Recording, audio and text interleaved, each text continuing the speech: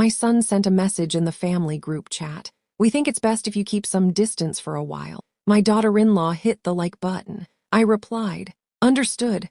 I'll respect that. And I'll also stop paying the house mortgage and the monthly transfers of $5,000. That night, my phone buzzed nonstop with panicked calls. Do you know that feeling when the ground disappears beneath your feet? I was standing in the kitchen, stirring a pot of pumpkin jam on the stove, the kind with cinnamon and cloves my grandmother had taught me to make, and my son Benjamin had loved since he was a boy. The sweet, warm steam filled the kitchen, carrying the scent of happy memories.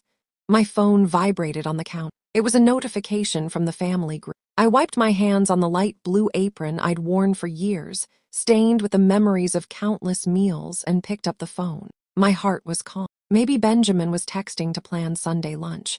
Or maybe my granddaughter Sophie had sent one of her drawings. At 68, those little things still brighten my day. But when I read the words on the screen, my blood ran cold. The family thinks it's best if you keep some distance. We're going through a rough time and need a little space. Just a few words enough to erase 30 years of sacrifice, sleepless nights, broken nails from sewing, and dreams I'd buried so my child could chase his own. I read the message 3 times, hoping the words would rearrange themselves into something less cruel. But they didn't.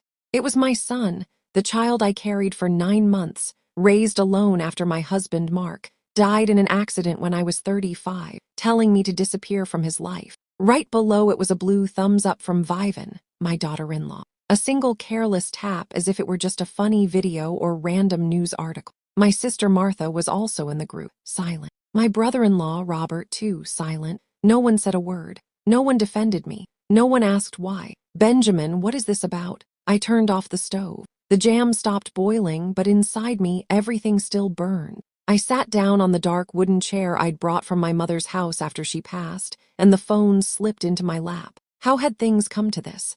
I'd worked 16-hour days at the sewing factory to pay for his education. I never took a vacation because every dollar I earned went toward giving him a better life. I'd had chances to remarry. Several men had asked when I was younger, but I refused, afraid to confuse my child, wanting him to grow up knowing he was my only priority. And now at 68, with calloused hands and a back bent from years of labor, I was treated like an old piece of furniture that no longer fit the new decor. But what hurt most wasn't my son's words.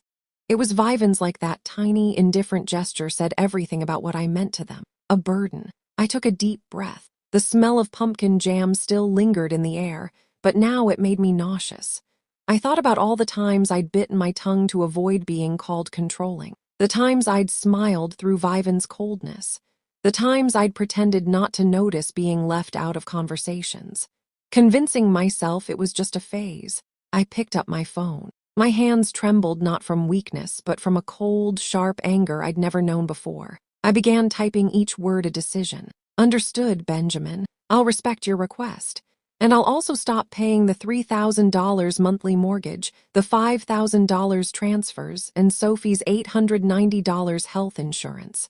I hope you both find the space you need. Love, Mom. I hit send. Then I threw the phone onto the couch, turned back to the kitchen, and dumped the entire pot of pumpkin jam, now a thick mixture of 3 generations of memories, into the trash. Because at that moment, I realized something. Love without respect doesn't nourish anyone. That night, my phone rang over and over, but I wasn't ready to answer anymore. And that's how I learned the most important lesson of my life, to value the person who values me most, myself. If you want to know how it all began, why I reached that breaking point, and what happened after that night, stay with me. Subscribe, because what comes next might make you see every relationship in your life differently. Let me tell you how I became a stranger in the very family I built.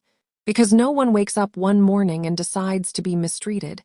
It happens slowly, silently, like rust eating away at metal. You only realize it when it's too late. It all began 6 years ago on a March afternoon. I was sitting in the living room mending the lining of a handbag when Benjamin called, his voice full of excitement. Mom, I met someone special. I want you to meet her, Vivian. My heart skipped.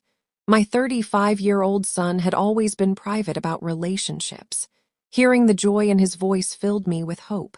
Maybe he'd finally found someone to build a home with. When I met Vivian, she was beautiful, long, straight hair, neat outfit, expensive gel nails.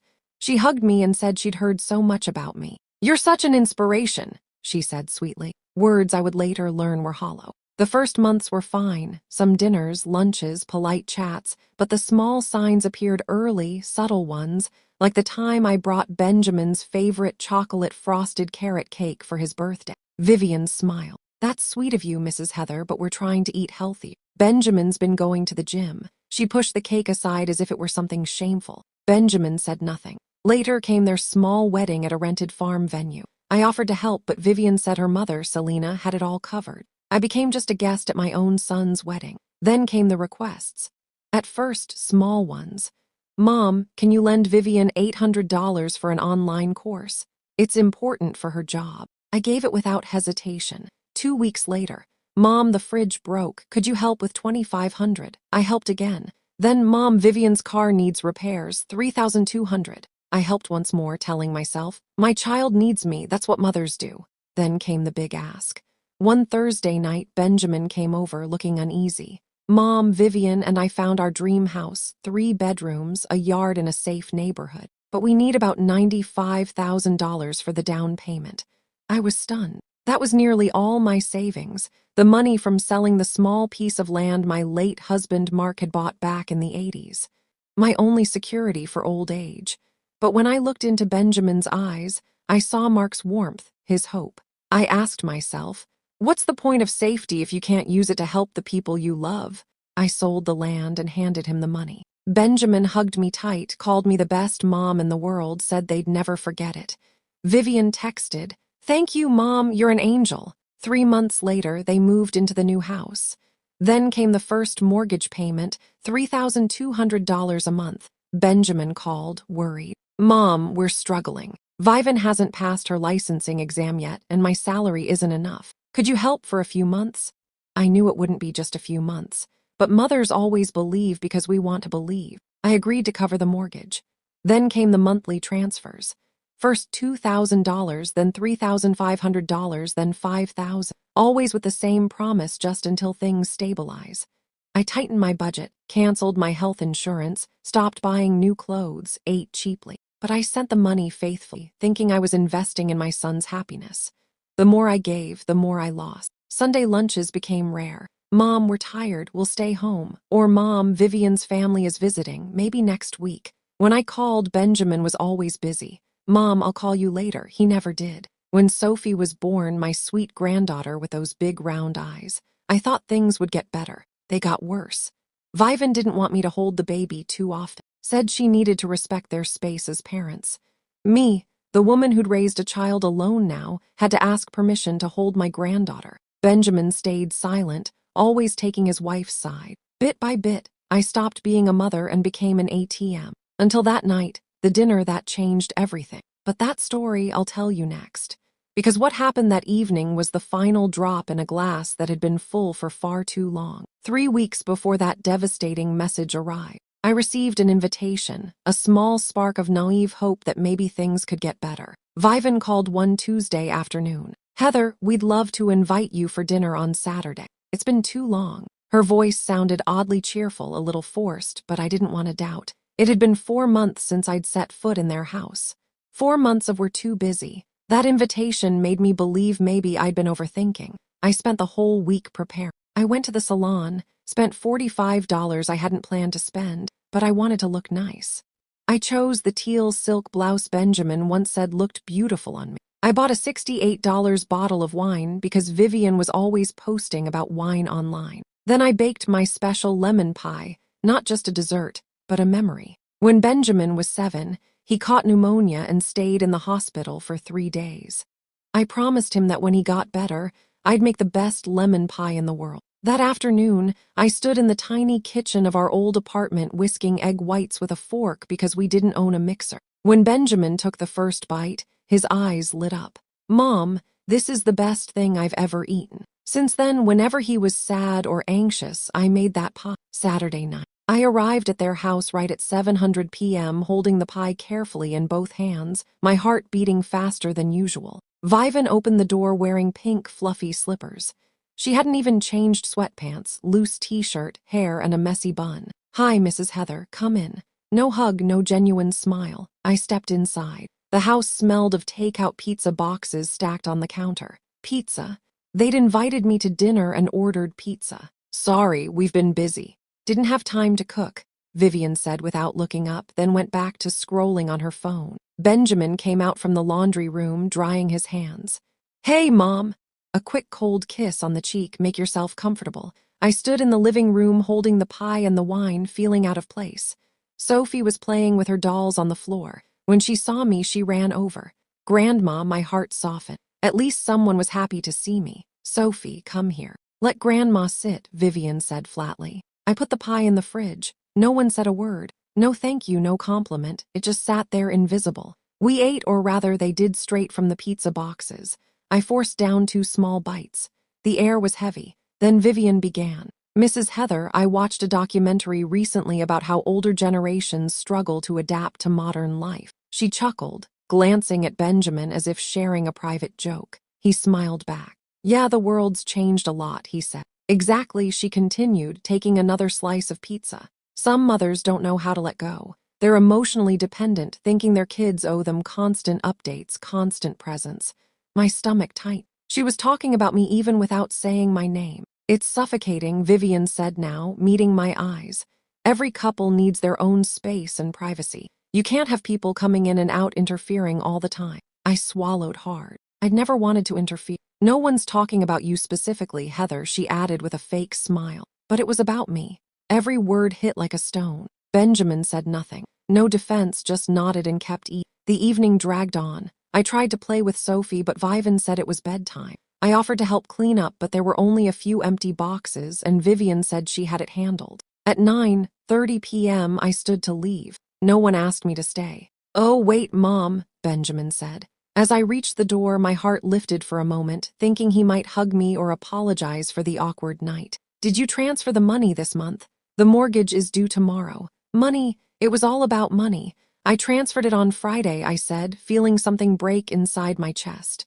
Oh, great. Thanks, Mom. Drive safe. Okay. I walked out, got into my car, didn't cry, just sat there with my hands on the steering wheel, staring at the lit-up house, the house I had paid for, and wondered when I stopped being welcome there. I drove home feeling hollow. As soon as I stepped inside, I opened the fridge. I had saved 1 slice of lemon pie for myself. I ate it standing in the quiet kitchen, but it didn't taste the same anymore, because now I understood. It doesn't matter how much you love or how much you give. If there's no respect on the other side, it all turns into scraps of affection. 2 days later, something happened that turned my pain into a decision. It began when I heard something I never should have heard. There are words that once they reach your ears carve themselves into your memory like scars that never heal. 2 days after that awful dinner, I woke up thinking about Sophie. My granddaughter was about to turn 6, and I had spent the whole month sewing her a doll. Not a store-bought one, but a special one stitched by my own hands, wearing a blue floral dress just like the one I'd worn on my first day of school. I embroidered her name on the little apron. Sophie, with all my love, Grandma Heather. I braided the doll's hair and tied red ribbons. Every stitch was a prayer, every detail a piece of my love. I wanted Sophie to have something. No store could sell a gift made by her grandmother carrying the story of our family. I called Benjamin to tell him I'd stop by to drop off the gift. No answer. I called Vivian. No answer either. I sent a message.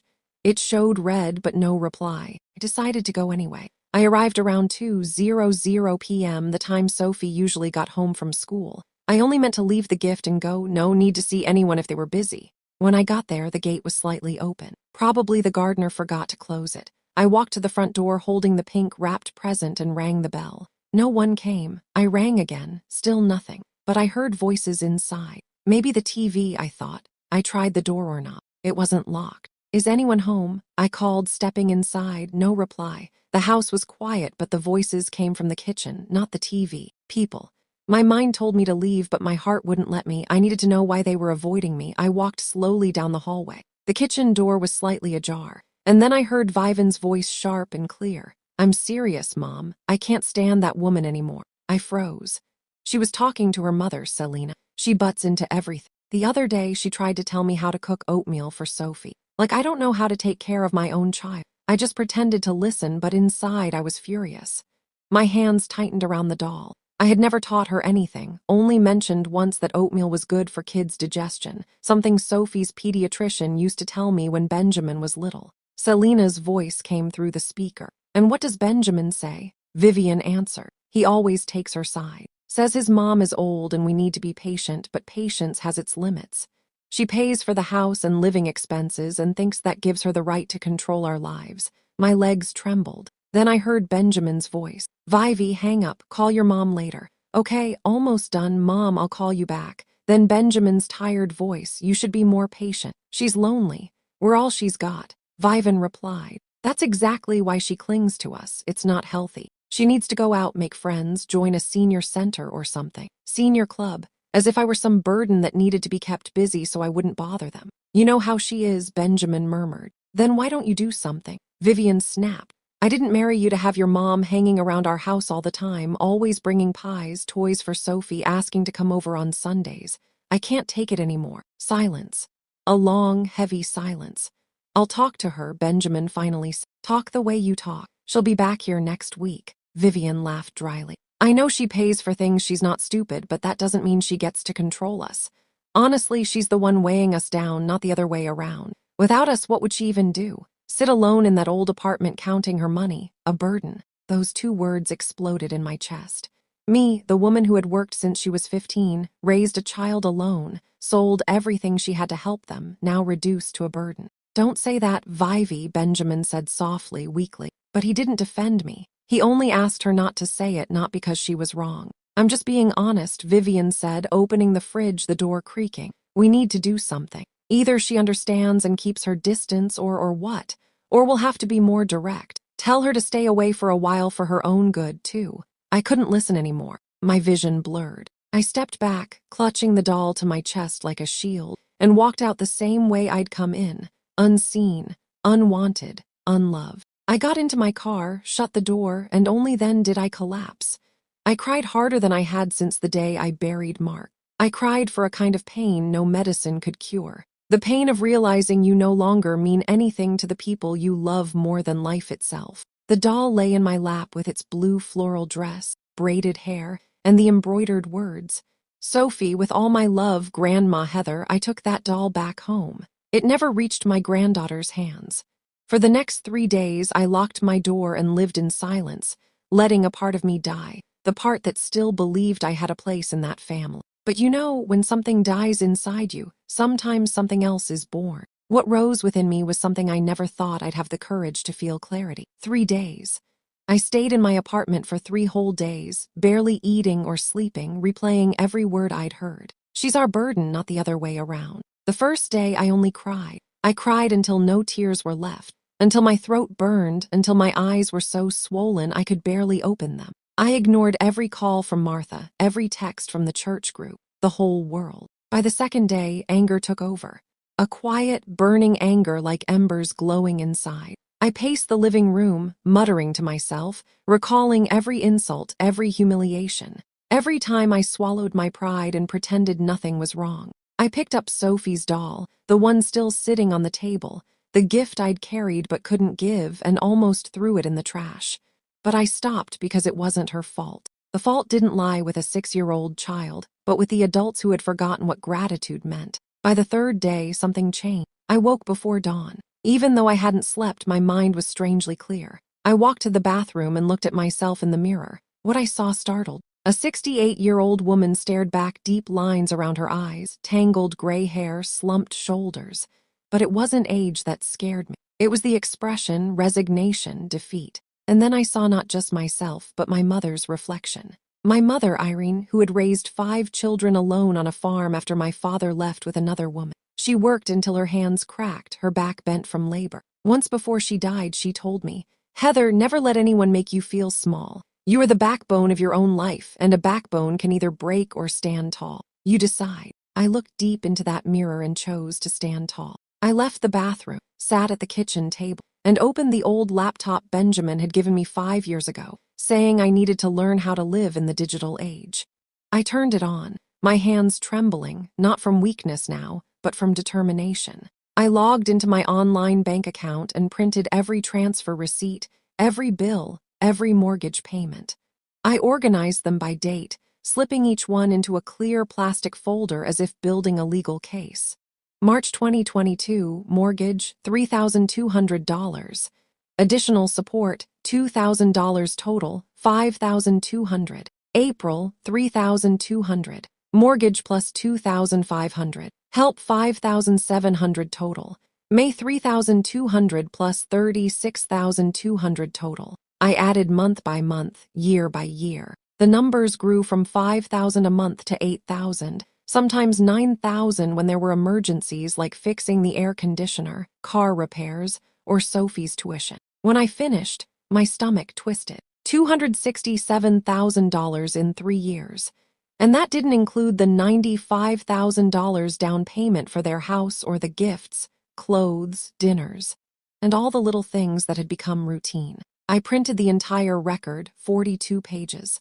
I slid them into a blue folder and wrote on the cover in black ink, "Transfer history, Heather to Benjamin and Vivian, 2022 to 2025. Then I opened my drawer and took out a copy of their house deed. Since I paid the down payment, I had the right to keep one. I read it carefully. Owners Benjamin Carter and Vivian Carter. My name was nowhere. Not as co-owner, not as guarantor, nothing. On paper, I had no rights to that house. But in my heart, morality was on my side. I called my lawyer, Henry, a longtime friend who used to come to my shop years ago to fix his suits. We'd stayed in touch, and he once told me, "Heather, if you ever need me, call." And this time, I truly needed him. "Hi, Henry, I need to see you right away." That afternoon, I went to his office. I showed him the documents, the receipts, the deed, told him everything. He listened quietly, glasses low on his nose, flipping through each page carefully. When I finished, he sighed. "Heather, legally you have 2 options. Either treat this as a gift, which means you can't reclaim it, or file a claim arguing these were loans that were never repaid. I don't have a contract or signatures. I know, but you have proof of transfers. And more importantly, do you have any messages or emails showing they considered this borrowed money?" I opened my phone and scrolled through messages. "Mom, we're tight this month. Can you help? Mom, could you send an extra $1,000? Unexpected bill came up. Mom, thanks for helping. We'll pay you back once things settle. We'll pay you back." That phrase appeared in at least 10 different texts. I showed them to Henry. He smiled. Then, "It's not a gift, it's a loan, and loans must be repaid." We spent the next 2 hours finalizing the documents. Henry said frankly, "You could sue, but it would be long and exhausting. Or you could do something simpler. Stop paying. There's no contract forcing you to continue.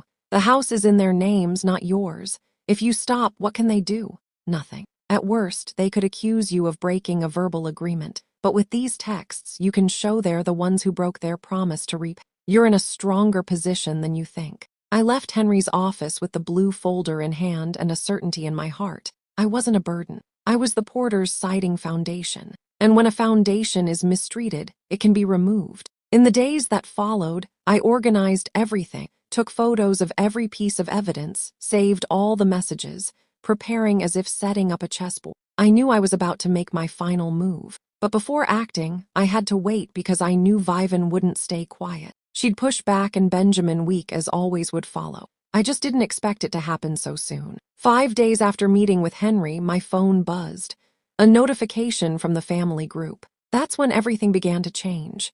That afternoon, I was sorting my sewing supplies, thread spools by color, buttons by size, needles tested one by one. The task calmed me, hands busy, mind focused. Since meeting Henry, I'd been sleeping better, not because the pain was gone, but because now I had a plan and action I'd learned was the best medicine. The phone sat beside a spool of white thread. When it buzzed, I didn't rush to check. Probably an ad or maybe Martha sending another cooking video, but it buzzed again and again. I finally looked. It was from the group Carter family, the one Benjamin had created when Sophie was born to keep everyone connected, though no one ever really talked there. Just birthday wishes and flower photos. I read the message. "We think it's best if you keep some distance for a while. We're going through a difficult time and need some space. Thanks for understanding." I read it once, then twice, then 3 times. The words blurred before my eyes and I felt something strange in my chest. Not pain, not anger, but disbelief mixed with relief. Relief, because at last they had shown their true faces. Right below Benjamin's message was Vivian's blue thumbs up, as if reacting to a weather post, not a message kicking me out of their lives. I looked at the list. Martha, Robert, cousin Helen. No one said anything, just silence. The cowardly kind of silence from people who witness cruelty and pretend not to see. I set the phone down, took a deep breath. My hands no longer trembled. I stood up, walked to the kitchen, poured a glass of water, and drank slowly. Outside the window, the afternoon sky was clear and bright, the kind of day that tricks you into thinking the world is still okay. But it wasn't okay anymore, and it never would be again. I went back to the table, picked up my phone, and began typing. Every word was a deliberate choice. Every comma a brick in the wall I was building between them and me. Understood, Benjamin. I'll respect your decision. And I'll also stop paying the house mortgage, $3,200 a month, along with the $5,000 in monthly transfers, and the $890 for Sophie's health insurance. I hope you both find the space you need. Love, Mom. I read it 3 times to make sure every sentence was clear, polite, and impossible to argue. Then I hit send. 2 blue check marks appeared instantly. I switched my phone to silent mode, flipped it face down, and went back to my sewing box, threading a blue string through the needle. My hands were steady, my heart calm. For the first time in 3 years, I was doing something for myself. 15 minutes passed, then 30, then 60. By 7:00 p.m., I made a simple dinner cheese omelet with tomatoes. I sat at the kitchen table, eating in silence, chewing slowly, savoring every bite. I didn't turn on the TV or play music, just silence.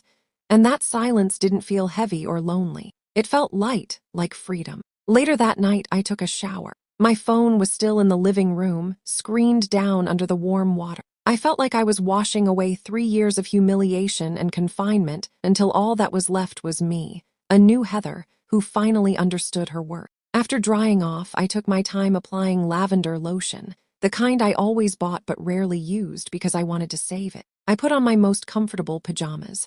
It was close to 11 p.m. when I went back to the living room and saw the phone. It was vibrating nonstop, sliding back and forth across the table from all the incoming notifications. The screen lit up, then went dark, then lit again like a frantic heartbeat. I picked it up. 47 missed calls. 23 from Benjamin, 15 from Vivan, 9 from unknown numbers. Probably them calling from different phones once they realized I wasn't answering. Then came the messages. God, so many messages. Benjamin, Mom, I need to talk to you right now. Mom, please answer. Mom, don't do this. Mom, I didn't mean it that way. Mom, we need to talk. It was just a misunderstanding. Then Vivian, Heather, this must be a misunderstanding. We only asked for some time. We didn't mean for you to stop helping. Can we talk calmly in the morning? Benjamin again. Mom, please pick up the phone. Mom, we can't pay the mortgage without your help. Mom, please don't do this to us. I sat on the couch, reading each message slowly, tasting the bitter sweetness of the moment. Sweet because they finally had to face reality. Bitter because all they cared about was the money, not the mother they had rejected. Not the grandmother they pushed out of her granddaughter's life. Not the woman who had sacrificed everything for them, but the $8,200 that would no longer land in their account each month. I didn't reply to any of them. Instead, I went to my room, took out the blue folder. Henry, my lawyer, had helped me organize, filled with every receipt, and placed it on the coffee table right where it couldn't be missed. I wrote a small note in blue ink, my handwriting steady. As you asked, I'll stay away. Please respect my decision as I have respected yours. Don't knock. Don't call. When I'm ready to talk, if I ever am, I'll reach out, Heather. I folded the note and slipped it into my purse because I knew they'd come. And I was right. The next morning around 8:30, the doorbell rang nonstop for 20 minutes straight. I was sitting in the kitchen eating buttered toast and sipping coffee, listening to the relentless sound echo through the apartment. And for the first time in years, I smiled. Because if someone demands space, they need to learn how to live in it. The bell rang for the 17th time. Yes, I counted. I sat at my small table, biting into toast with strawberry jam, drinking my coffee slowly, listening to the bell like it was a song. Between the rings, I heard Benjamin's voice. Mom, I know you're in there. Please open the door. Then Vivian, trying to sound calm. Heather, we just want to talk. It doesn't have to be like this. It doesn't have to be like this. Funny words coming from people who'd lost the right to tell me what I had to do. I finished my coffee, washed the cup, dried it, and put it away. The bell kept ringing, followed by louder knocking. Mom, open the door. I took a deep breath, grabbed the note I'd written, went out through the back door, the one leading to the maintenance hallway. I walked down the fire stairs, circled around to the main entrance, and quietly slipped the note through the door gap. On the other side, everything went silent. They'd seen it. I went back the same way, locked the door behind me, turned on the fan because it was hot, and lay down on my bed. I opened the book Martha had lent me, the one I'd never found time to read. The knocking continued for a few more minutes, then stopped. I heard muffled arguing outside, Vivian angry, Benjamin responding, then footsteps fading away. Silence. I didn't leave the room the entire morning. I read 40 pages, then dozed off. When I woke, sunlight was spilling through the window for the country. First time in a long while, I felt light, as if a weight had finally been lifted off my shoulders. In the afternoon, my phone buzzed again. Messages. Mom, I read your note, but we need to talk. This is urgent. Mom, the mortgage is due Monday. If we don't pay, there will be penalties. Mom, please don't make things worse. Then Vivian trying to sound conciliatory. Heather, sorry if you felt offended by Benjamin's message. We didn't mean it that way. We're just dealing with some problems and spoke poorly. How about lunch to talk things through? I'm sure we can fix this. Fix this, as if 3 years of disrespect could be erased over lunch. I didn't respond. On Saturday morning, Martha showed up. She hadn't warned me, just rang the bell and shouted, Heather, it's me. Open up. I recognized her voice instantly. Martha never sugar-coated things. I opened the door and she came in like a gust of wind, hair tied high, carrying a bag of still warm cheese pastries. I came for coffee and I want to hear everything. She went straight to the kitchen, boil some water. I brought good coffee. We sat at the small table. As we ate, I told her everything from the awful dinner to what I overheard to the group messages and my response. Martha listened quietly, chewing slowly, her eyes fixed on me. When I finished, she dabbed her mouth with a napkin and said, You did the right thing. My throat tightened. I hadn't realized how much I needed to hear that until I did. Really, Heather, I've watched you disappear over the years, chasing crumbs of affection from the son you raised. I kept quiet because I thought it wasn't my place, but I should have shaken you awake sooner. They're desperate, I whispered, and they'll get more desperate. Martha grabbed another pastry. Now they'll have to grow up for real, pay their own bills, take responsibility. And honestly, that's the best thing you've ever done for them. It doesn't feel like that. It never does at first.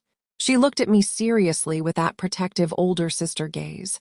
But one day when things settle, maybe, just maybe, they'll realize how strong you are. Martha stayed all morning. We watched a bad movie on TV, laughed at the ridiculous parts, ate candy straight from the pot, and for the first time in months I felt lighthearted. When she left, she hugged me tightly and whispered, Don't go back, Heather. Promise me, I promise. But the truth was I wasn't sure I could keep that promise.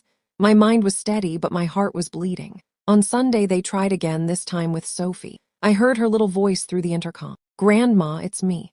Dad says, you're sad. I drew you a picture. My heart shattered. I pressed the talk button. Hi, sweetheart. Grandma's not feeling well today, but I'm so happy you made a drawing. Tell your dad to bring it another day. Okay, are you sick? I closed my eyes. No, honey, just tired. I'll feel better soon. I love you. I love you too. I released the button, sank to the floor, and cried. Some right decisions still hurt, like mistakes, and staying away from my granddaughter, even when it wasn't my fault, was one of them. But I couldn't weaken. Not now after coming this far. Monday, the mortgage was due. And that night I received Benjamin's longest message yet. Mom, the payment's late. I tried to get a bank loan, but they declined. Vivan's panicking. Sophie keeps asking about you and I don't know what to say. Mom, I know I was wrong. I hurt you, but please don't let us lose the house.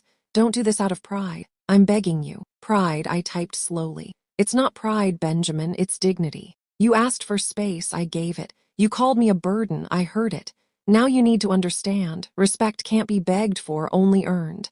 And once lost, it's not always something you get back. I sent the message and turned off my phone. That night I cried again. But these tears were different. They weren't of despair. They were a funeral. A farewell to the mother I used to be, the one who had to die so that the woman I needed to become could live. That woman no longer survived on leftovers of affection. A week passed, 7 days of silence, my phone mostly off, sleepless nights, wondering if I'd done the right thing. By Wednesday, I was folding laundry in the living room when the doorbell rang. I looked through the peephole. It was Martha, but her face was different. Tense, worried, I opened the door. We need to talk. she said, stepping inside without waiting for me to invite her. And you're not going to like what I have to say. My heart sank. Is something wrong with Sophie? No, she's fine, Martha said, rubbing her tired face. Sit down, Heather. We sat on the couch. She was quiet for a moment, wringing her hands, clearly searching for words.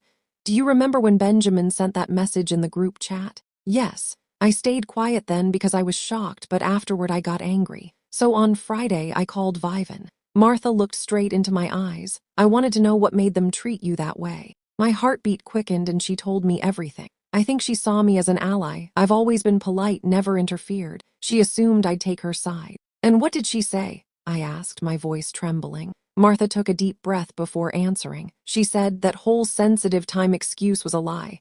There was nothing going on, just a plan. My blood ran cold. A plan? I asked. Martha's voice shook with anger. Vivan wanted you out so she could remodel the house specifically. Turn the guest room, the one you always sleep in, into a luxury dressing room. I froze. A dressing room, Martha continued, her tone dripping with disgust.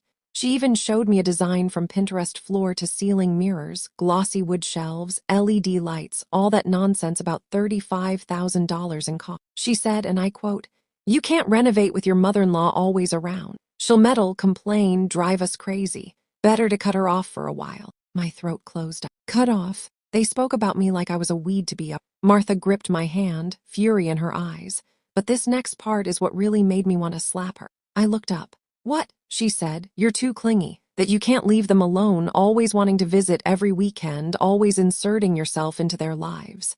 And then she added, but we still need her money. So we'll find a way to keep the cash flowing without having her around. Those words hit my chest like bricks. Keep the money, but not me. As if I were a faucet. They could turn on or off just without the sound of dripping water. I whispered, "She really said that?" Martha nodded. Every word. That's not all, she added, pulling her phone from her purse. I started getting suspicious because they kept saying they were broke, but she kept posting pictures of fancy restaurants, new clothes, salon visits. Martha handed me her phone. It was Vivan's Instagram page. A photo of a sushi dinner spread captioned, "Friday night celebration." Scroll down. A picture of Vivian smiling, holding a designer handbag, treating myself. Another one of her and Benjamin at a bar. Colorful cocktails in hand. Date nights are sacred. All of that within the last 2 months, Martha said, while they claimed they were struggling. I did some quick math. That restaurant, at least $400 for 2 people. The purse. I recognized the brand. No less than $2,500. Each outing must have cost $600 to $800. All of it. My money, I whispered. They've been spending my money. Exactly, Martha said, and here's more. She showed me another photo of Vivian at a furniture store holding fabric samples. The caption read, "Choosing details for a dream coming true." I swallowed hard. The dressing room. Exactly. Martha said she'd planned it long before pushing you out. How do you know all this? I asked. Because I listened to what she didn't say. Martha replied, putting away her phone. I asked if they needed financial help, if they were in trouble. She laughed and said, "Not really, just some adjustments." Adjustments? I repeat. The same woman Benjamin said couldn't afford the mortgage claimed she just needed to adjust. My blood boiled. Everything was calculated. Not anger, not misunderstanding, cold, deliberate manipulation. Martha hesitated, then added, "There's more and it's going to hurt. Tell me." Benjamin knew all along. My heart clenched. What? Vivan slipped and said she'd discussed it with him, and he agreed. They needed space. They planned the whole thing together. My son, the boy I raised alone, fed, educated, and gave a future to, sacrificing my youth, had been complicit. He knew it was all a lie to get rid of me just so they could remodel a room. Yet he still sent that message. I stood up abruptly, walked to the window, needing air, needing space to breathe. "Heather." Martha's voice softened behind me. "I know this hurts, but you needed to know the truth." I turned to her and looked straight into her eyes.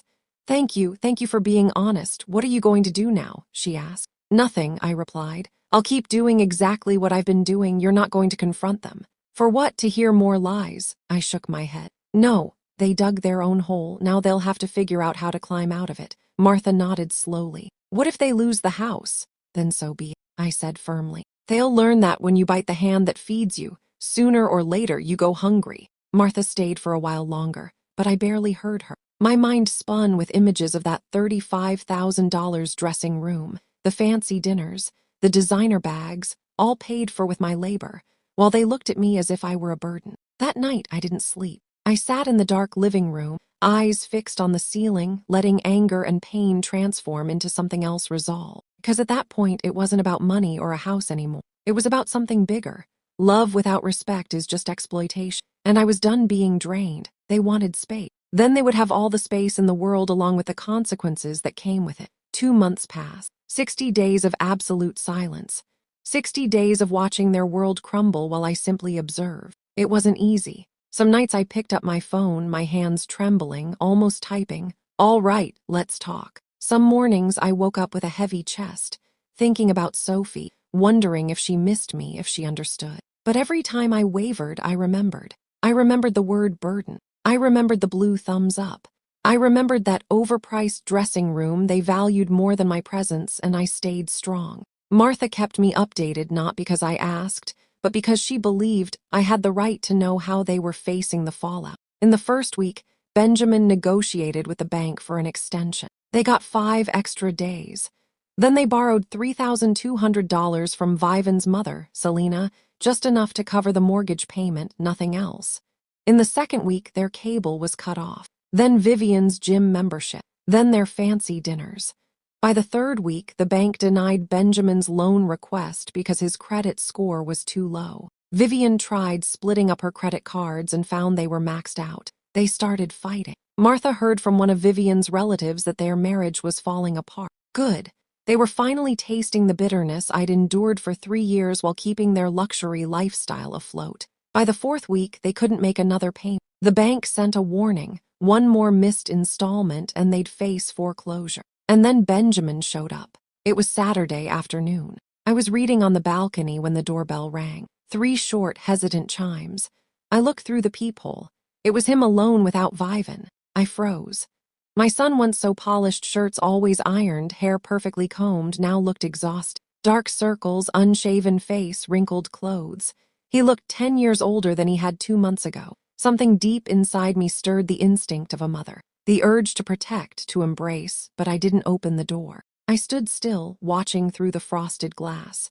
He pressed the bell again, then rested his forehead against the door. "Mom, I know you're in there. Please, just listen to me. I messed everything up. I know I did. I have no excuse. Vivy and I were not okay. She blames me. I blame her. And in the middle of it all is Sophie asking, why doesn't Grandma come anymore?" At the sound of my granddaughter's name, my heart clenched. We missed another mortgage payment. The bank's going to take the house. "Mom, I've lost everything. I don't know what to do anymore." He went silent for a moment. "I know I don't have the right to ask for anything. I treated you terribly, but you're all I have, Mom.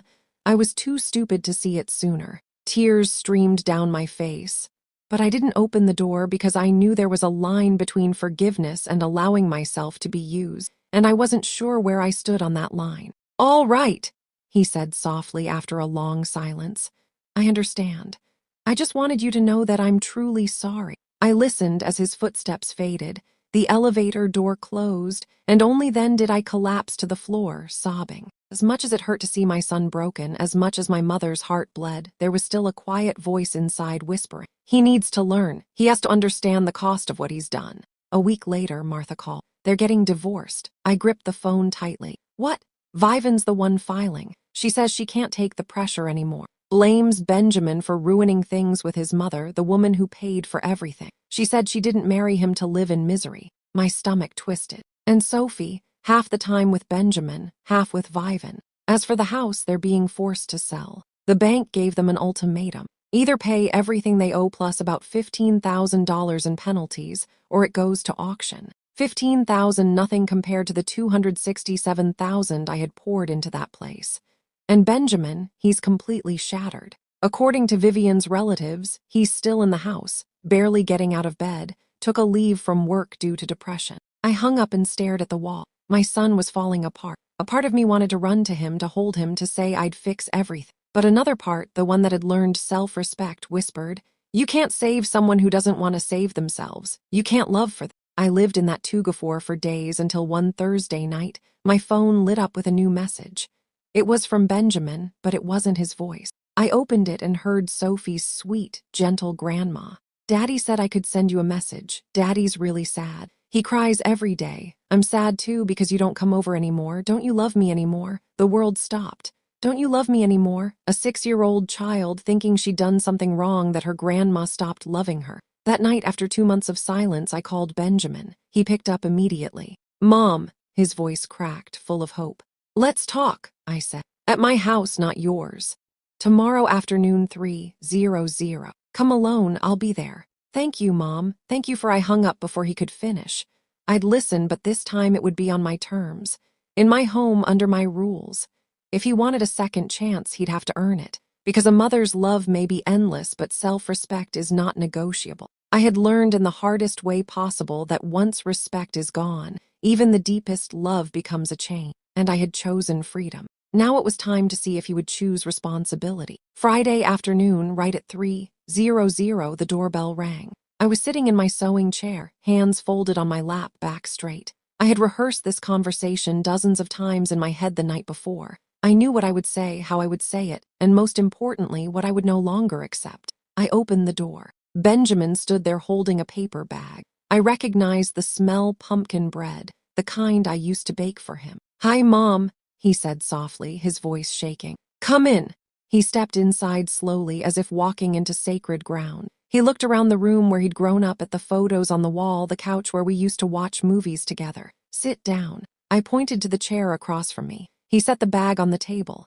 I tried making it like you do, but it's probably not as good. Benjamin, I interrupted calmly. The pumpkin bread isn't why you're here. He swallowed hard. I know. Then say what you came to say. He took a deep breath, hands trembling. These past 2 months have been hell, Mom. Not because of losing the house or the money, but because I realized what I did to you. When everything fell apart, Vivian showed her true self. She blamed me, said I was weak, said I should have kept you close like you were an investment I'd mismanaged. I stayed silent, letting him speak. That's when I understood she never respected you. And worse, I let it happen. I saw her belittle you, mock you, push you away, and I did nothing. Why? My voice was cold. Why is it easier to be complicit than to defend? He bowed his head. Because I was a coward, Mom. You raised a strong man, but I chose to be weak. The air between us grew heavy. When I sent that message, I thought I was being mature, independent, but really I was selfish and cruel. He looked up, eyes red. Because pushing you away was easier than standing up to Vivian. And what about the dressing room? I asked. $35,000 for that luxury nonsense while claiming you couldn't afford to live. His face went pale. You know about that? I know everything, Benjamin. The design plans, the fancy restaurants, the designer handbags.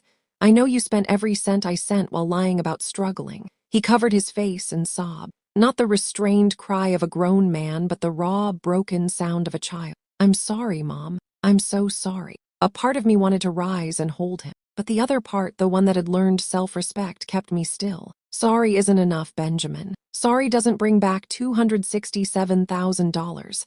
Sorry doesn't erase the word burden. Sorry doesn't wash away the humiliation. He looked up, face wet with tears. I know I can't fix everything, but I have to try. I've learned my lesson. What lesson? That family isn't about money. That love isn't about convenience. He nodded, sobbing. You were the only one who was always there my whole life, and I threw that away. For a woman who left me at the first sign of trouble, for a house I'm about to lose, for a life that was never real. I sighed. What do you want now? Forgiveness, he said softly. That's all. I'm not asking for money or for you to save the house. I just want a chance to earn back your trust, even if it takes years. I stood and walked to the window. Outside, people went about their lives, each carrying their own pain. Do you know what the worst part of all this is, Benjamin? What is it? It's not the money and it's not the ingratitude. It's that I lost myself. I stopped being Heather, the woman who raised her child alone, worked until her hands bled, and kept her dignity. I became Benjamin's mom, someone who existed only to give, to serve, and to disappear when no longer needed. But when you pushed me away, I found myself again. Tears still ran down his face. I continued. I started painting again, going out with friends, eating alone at restaurants for the first time in my life, and I found it pleasant. I bought new dresses, read 4 books, took a trip to the beach with Martha. I lived, Benjamin. For the first time in years, I truly lived without worrying who needed me, without saving a few hundred to send you. Mom, I'm sorry. I forgive you, I said, and I saw relief soften his face. But forgiveness doesn't mean forgetting, and it doesn't mean everything goes back to the way it was.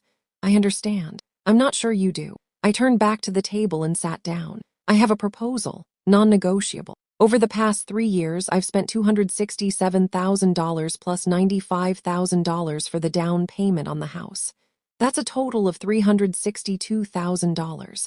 I want a contract acknowledging that debt. Mom, I can't pay that much. Let me finish.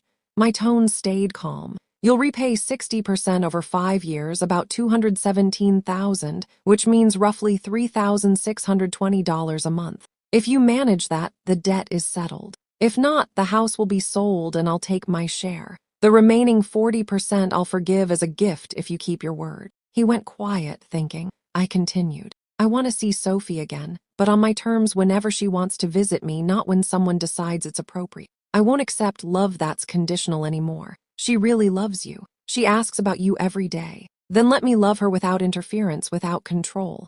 All right. And finally I said, I won't support you financially anymore. You're 35, Benjamin. It's time to stand on your own.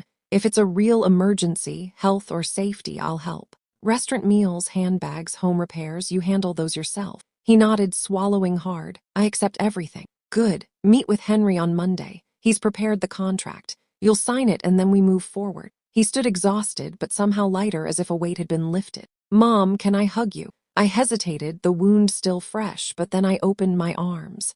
He hugged me tightly, the kind of hug a lost child gives when they finally find their way back, clinging to a lifeline. I'll do it right this time, I promise. I hope so, I said quietly, because this is your last chance.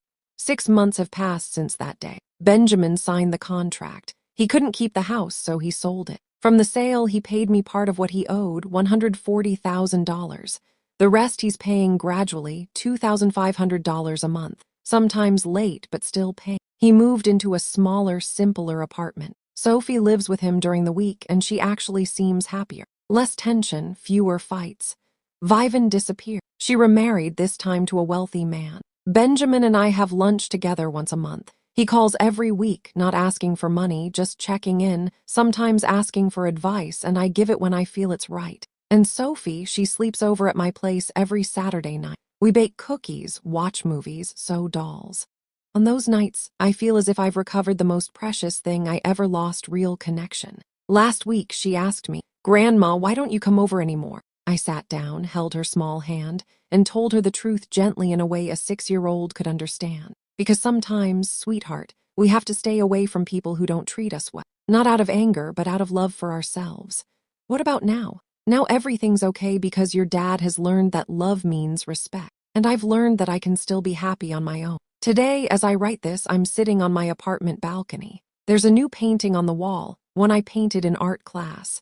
It's not perfect, but it's mine, and that's enough. After nearly 69 years of life, I've learned one thing. Unconditional love doesn't mean accepting unconditional disrespect. You can love someone deeply and still say no, still set boundaries, still choose peace for yourself. I've forgiven my son, but I'll never again become the mother who forgot herself and lived on scraps of pity, because I've learned love without respect is a prison and I've chosen freedom. And what about you? Have you ever had to set a boundary even when it broke your heart? Share your thoughts in the comments. Your story might give someone else the courage to love the right way. And if you'd like to keep hearing stories about love, family, and the lessons life teaches us, stay with me. Let's keep walking this journey together, learning how to love without losing ourselves.